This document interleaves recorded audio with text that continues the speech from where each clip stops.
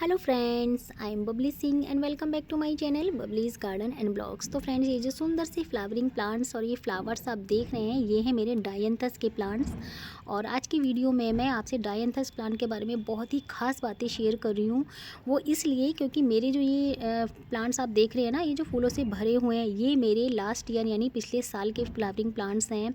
और मैंने in plants को ये देखिए कितनी मेहनत से करके जो है सेव कर लिया। जबकि मैं राजस्थान में रहती हूँ, तो मैंने बहुत बार इसका वीडियो शेयर किया है कि ये एक परमानेंट प्लांट है और आप इसे हर साल नर्सरी से ना ख़रीदें, इसको आप बचा के रख सकते हैं। तो देखिए फ्रेंड्स, मैंने तो फाइनली इनको बचा लिया और मैंने इससे पहले भी इसका वीडियो शेयर किया था।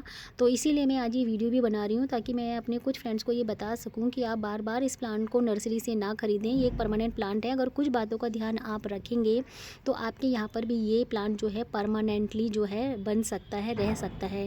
लेकिन उसके लिए थोड़ी जानकारी ज़रूर हमें जो है चाहिए। तो वही जानकारी आज मैं आपको दूंगी। वो मैं इसलिए दे रही हूँ, ऐसे तो वीडियो सभी ने बनाए हुए हैं फ्रेंड्स, सभी इसके केयर और ग्रोथ के बारे में बताते हैं, लेकिन मैं तो इसलिए आपको ये खास बात बता रही हूँ क्योंकि मैंने इनको सेव करके रखा है इस बार। तो वैसे वीडियो में मैंने बहुत सारे वीडियो में देखा है, सब ये बोलते हैं कि एक परमानेंट फ्लावरिंग प्लांट है, लेकिन कभी आज तक मैंने किसी भी वीडियो में ये नहीं देखा कि हाँ ये मेरे लास्ट ईयर के बचे हुए प्लांट थे डायंथस के। बाकी का नहीं कह रही, मैं डायंथस की बात कर रही हूँ या मतलब एक दो और की कभी। तो डायंथस को ऐसे तो किसी ने भी नहीं बताया कि ये मेरे बचे हुए प्लांट्स हैं और मतलब कि इसकी ऐसे मैंने केयर की। तो फ्रेंड देखिए, मैंने तो ये सच में बचा लिए हैं। जबकि मैंने आपको बताया कि मैं राजस्थान में रहती हूँ, यहाँ का टेम्परेचर कितना ज़्यादा गर्म रहता है और उसके बावजूद देखिए, तो बहुत बड़ी बात होती है कि डायंथस के प्लांट को आप ऐसे गर्म एरिया में रह कर के भी सेव कर सकते हैं। तो मेरे इस बार देखिए मैंने काफ़ी पैसे सेव कर लिए। बात पैसे की भी नहीं है, बात यह है कि अगर आप अपनी मेहनत से इन प्लांट्स को बचा लेते हैं तो एक खुशी अलग ही होती है ना।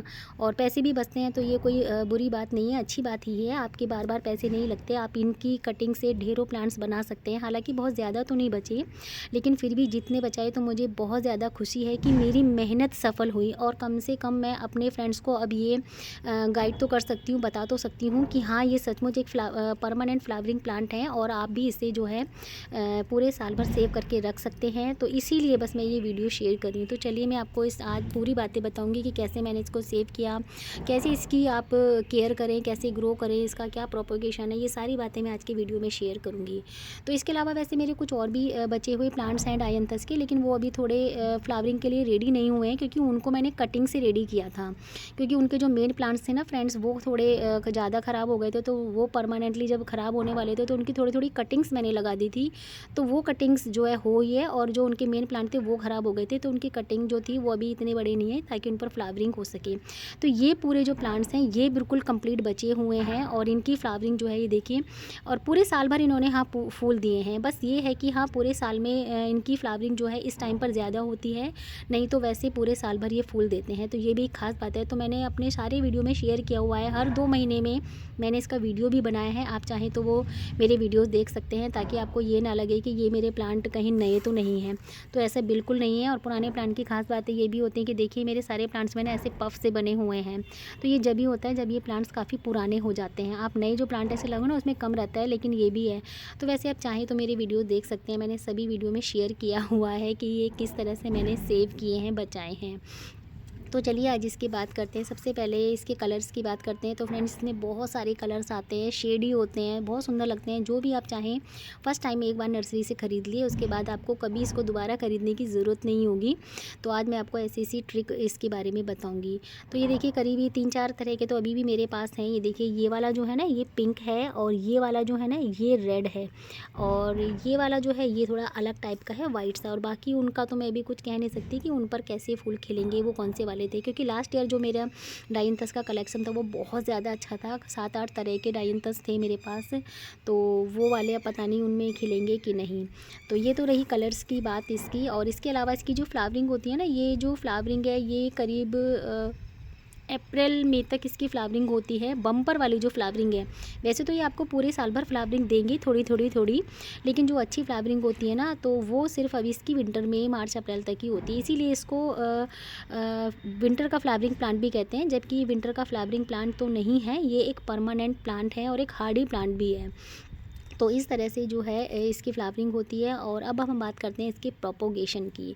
तो फ्रेंड वैसे तो इसे सीड से और कटिंग से दोनों से ही बहुत आसानी से लगाया जा सकता है, लेकिन सीड के जगह अगर आप इसको कटिंग से लगाएंगे तो ज़्यादा जल्दी आपका प्लांट जो है फ्लावरिंग के लिए रेडी होगा, क्योंकि जितने दिन में सीड जर्मिनेट होता है फिर उसकी ग्रोथ होती है, उतने बीच में आपके अगर कटिंग से आप लगाएंगे तो आपका प्लांट जो है बहुत ही जल्दी जो है फ्लावरिंग के लिए रेडी हो जाता है। तो आप इसे कहने का मतलब ये है कि कटिंग से भी लगा सकते हैं और सीड से भी लगा सकते हैं। मैंने इसके सीड कलेक्शन का भी वीडियो बनाया है कि जब अप्रैल मई में इसके सीड बनते हैं तो किस तरह से आप उनको कलेक्ट करें, कैसे सेव करके रखें और किस तरह उनको फिर लगाएं। तो जब आप इसके अगर आपके पास पुराने प्लांट हैं, उनके सीड हैं, तो आप उनको क्या करें, चाहे सीड हो चाहे नए प्लांट की कटिंग आप लगा रहे हैं, तो वो आपको क्या करना है कि रेनी सीज़न में ही लगा देनी है, बरसात के समय या फिर बरसात के बाद। अगर आप जल्दी फ्लावरिंग चाहते हो तो बरसात में लगा दीजिए, नहीं तो आप रेनी सीज़न के बाद जो है जुलाई अगस्त में यानी कि लगा सकते हैं। तो मैंने तो ये परमानेंट बचाए हैं, तो मेरे तो ये बने हुए प्लांट थे, तो इस वजह से मुझे लगाने की ज़रूरत नहीं पड़ी। अदरवाइज़ आप जो है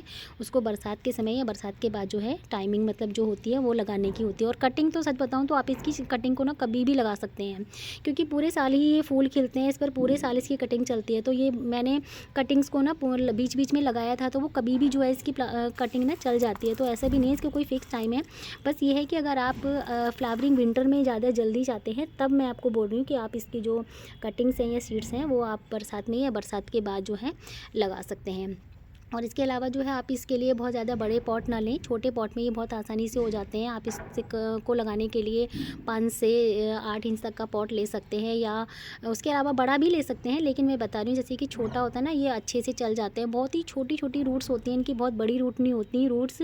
तो मैंने तो क्या हुआ है, अपने बड़े बड़े जो मेरे परमानेंट फ्लावरिंग प्लांट है ना, उनमें भी मैंने इनकी छोटी छोटी जो है कटिंग्स लगाई हुई है। तो वो उन बड़े बड़े प्लांटों के पूरे पॉट में ना ये ऐसी घास सी बिछी रहती है और फूल खिले रहते हैं, तो बहुत ज़्यादा सुंदर लगते हैं। तो अभी उन पर फ्लावरिंग नहीं हुई है, जब उन पर स्टार्ट होगी तो मैं आपको बताऊंगी। तो इसके ये भी फ़ायदा होता है, जैसे आप छोटी छोटी कटिंग्स ना इसकी बड़े बड़े अपने प्लांटर में लगा दीजिए, तो आपके बड़े प्लांट का कोई फ़र्क नहीं पड़ेगा, वो ख़राब नहीं होंगे, क्योंकि इनके रूट्स बहुत ज़्यादा जो है बढ़ते नहीं हैं।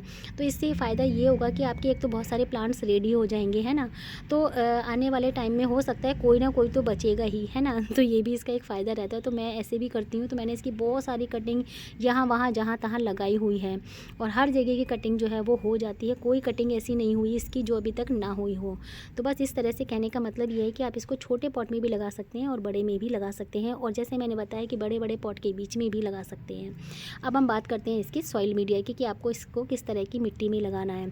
तो फ्रेंड्स, क्योंकि ये एक परमानेंट प्लांट है, तो हम इसके लिए जो है वेल ड्रेन सॉइल ही बनाएंगे, ऐसा सॉइल जो कि इसको परमानेंटली बनाकर रखने में इसकी हेल्प करे।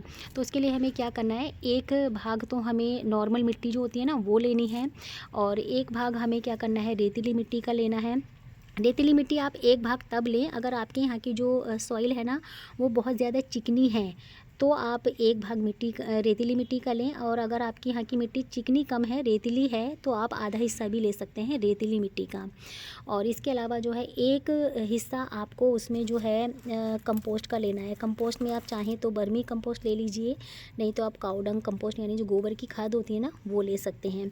इसके अलावा 1 चम्मच उसमें डीएपी ज़रूर ऐड करना है, और आधी चम्मच फंगिसाइड।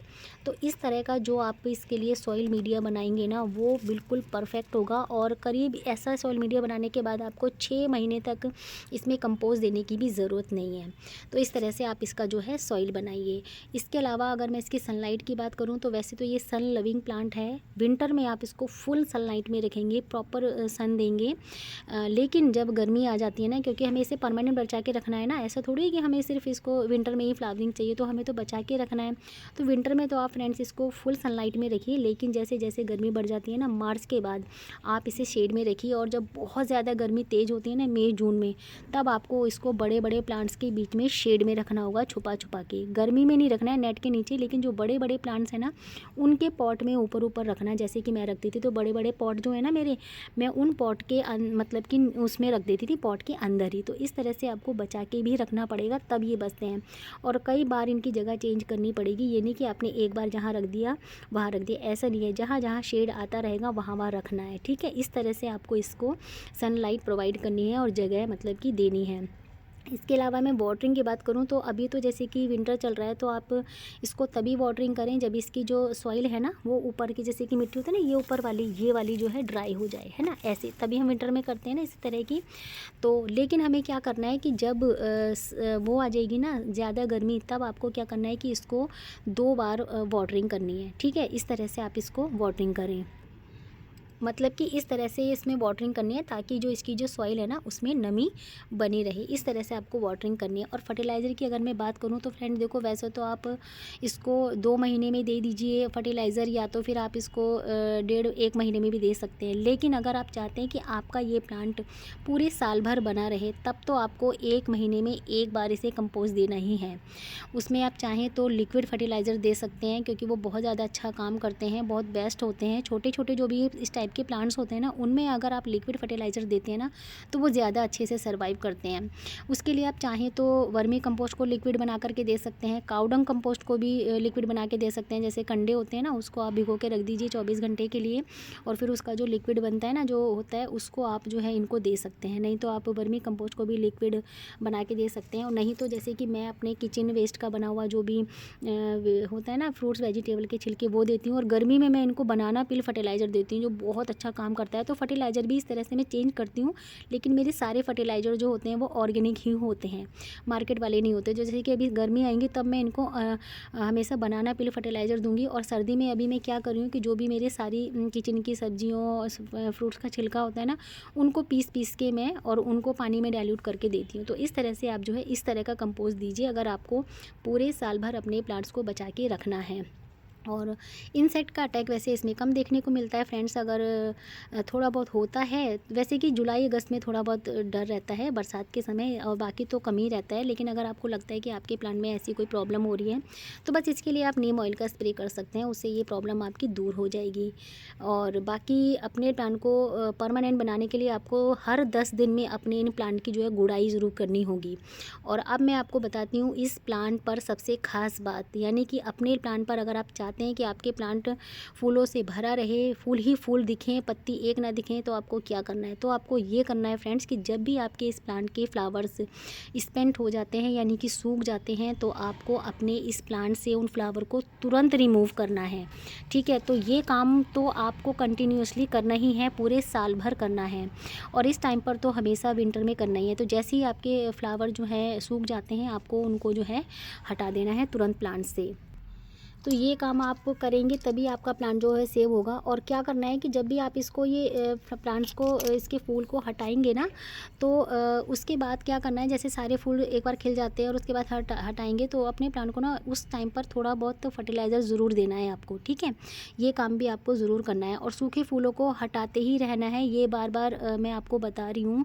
इससे क्या होता है ना कि जब आप किसी भी प्लांट के, जैसे कि सूखे फूल है, माना जैसे कि मैंने ये फूल ये है ना, मैं इसको यहाँ से हटाऊँगी, तो इससे क्या होगा कि यहाँ से ना मल्टीपल ब्रांचेस निकलेंगी। मतलब एक यहाँ का ये पार्ट में हटाऊंगी और इससे बाद में यहाँ से ना 2 या 3 ब्रांचेस निकलेंगी। तो इससे क्या होता है कि प्लांट्स में मल्टीपल ब्रांचेस निकलती हैं, और इससे क्या होगा कि जब ज़्यादा ब्रांचेस यानी शाखाएं उसमें निकलेंगी, तो उतनी ही फिर शाखाओं में क्या कलियाँ बनेंगी, और फिर उतने ही ज़्यादा क्या होंगे उसमें फूल खिलेंगे। तो ये काम अगर आप चाहते हैं कि आपके प्लांट जो हैं डायंथस फूलों से भरे रहें, तो ये काम तो आपको फ्रेंड्स करना ही पड़ेगा। मैं बार बार बता रही हूँ, तो मैं तो ये काम बार बार करती रहती हूँ। तो मेरे प्लांट पर क्या है, ये कम दिखने को मिलेंगे, तो फिर भी मैं आपको ये देखिए बता रही हूँ। इस तरह से ये पूरा एक भी प्लांट का जो सूखा फूल है ना, उनको आपको छोड़ना ही नहीं है। तो ये देखिए इस तरह से ये छोटे छोटे प्लांट जो फूल जो है ना, इनको आपको हटाना ही है। तो बस ये काम तो आप हमेशा करिए। और अगर चाहते हैं आप स्टार्टिंग से ही कि आपके प्लांट में बहुत ज़्यादा अच्छी फ्लावरिंग हो, तो आपको क्या करना है कि जब आपका प्लांट 2 या 3 इंच का होता है ना, तो आपको फ्लावरिंग से पहले करीब 2 या 3 बार उसकी पिंचिंग ज़रूर करनी है, जिससे स्टार्टिंग में ही आपका प्लांट जो है काफ़ी बुशी हो जाएगा। जब आप 2-3 बार उसकी पिंचिंग कर देंगे ना, चाहे इस पर कलियाँ आनी शुरू हो जाएँ, उन कलियों को भी हटा दीजिए, उस टाइम की हमें फूल नहीं चाहिए। बस आप 2-3 बार स्टार्टिंग में ही अपने प्लांट्स की मतलब पिंचिंग कर दीजिए। फिर देखिए आपका प्लांट कितना बुशी होता है, और जब उस पर फूल खिलेंगे ना, तो कितने ज़्यादा खिलेंगे। तो बस इन बातों को आप ध्यान रखो। अगर आपने ये बातें ध्यान रखी, तो देखना आपका प्लांट पूरे साल भर जो है बचा रहेगा, बना रहेगा, और फूल भी ऐसे आएंगे तो आप देख करके हैरान हो जाएंगे। और ये देखिए इस तरह से ये मेरे जो है कंपोस्ट बनते रहते हैं। तो यहाँ पर ये देखिए मैंने ऑरेंज के छिलकों का बनाया हुआ है। ये इस तरह से मैं घर में ही सारे रेडी करती हूँ। और अब मैं आपको और दूसरे दिखाती हूँ। ये देखिए ये मेरे सब्जियों के छिलके हैं, ये इधर इधर, तो मैं इनको मिक्सी में पीस लेती हूँ और उसके बाद अपने प्लांट्स को इनका जो लिक्विड बनता है वो देती हूँ। और ये देखिए ये है चाय की पत्ती, जो कि सूखी चाय की पत्ती हो ना, चाय के बाद मैं इसको धुलने के बाद इसको इस तरह से सुखा लेती हूँ, तो इसमें सॉइल मिला करके या इसको बाद में अपने पॉट में डाल देती हूँ। तो इस तरह से ये सारे घर के फर्टिलाइज़र ही मैं यूज़ करती हूँ। और इसके अलावा बनाना पिल, अनियन पिल, ये मैं समय समय पर बना के देती रहती हूँ। तो बस इसी तरह से मैं अपने प्लांट्स को ये सब देती हूँ और इनकी केयर करती हूँ। तो आज मैंने ये सारी जानकारी आपको दी है। इस तरह से अगर आप केयर करोगे तो आपके डायंथस कभी आपके गार्डन से बिल्कुल नहीं जाने वाले। 2 साल 3 साल जितने साल चाहो आप चला सकते हो। तो मैंने सोचा आज मैं आपको ये जानकारी दूँ फ्रेंड्स। तो बस मेरा वीडियो भी काफ़ी बड़ा हो गया है फ्रेंड्स। अगर वीडियो अच्छा लगा, जानकारी अच्छी लगी, तो प्लीज़ इस वीडियो को ज़रूर लाइक करना और मेरे चैनल को सब्सक्राइब करना ना भूलें। मिलते हैं नेक्स्ट वीडियो में नेक्स्ट टॉपिक के साथ। तब तक के लिए friends bye bye, take care, happy gardening.